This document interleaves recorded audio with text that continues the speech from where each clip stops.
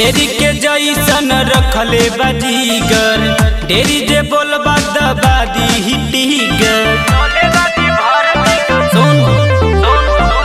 शेरी के जैसन रखले बाजीगर, ढेरी जे बोलबा दबा दी टीगर।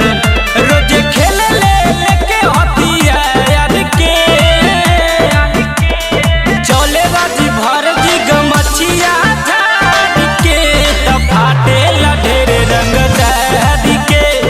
चले बाजी भर जी गमछिया झाड़ के, त फाटे ला ढेर रंगदार के।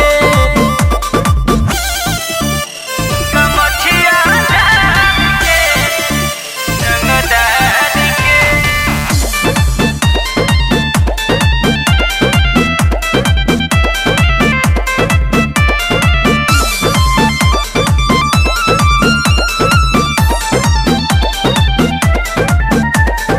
सोनू आदित्य के बहुते चहेता, मिले खातिर आवे बड़े बड़े नेता।